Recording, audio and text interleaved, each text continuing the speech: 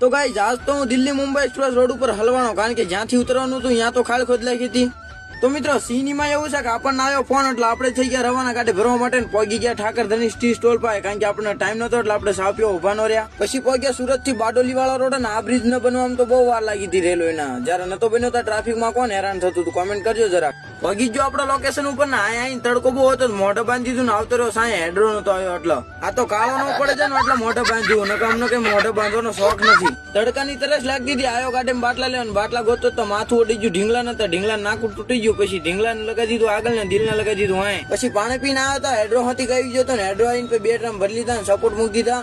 આજ તો 2 ડ્રમ, રોજ તો 3 ડ્રમ, એટલે આમથી આમ જાય. આજ કેમ ની માના આમ જાય.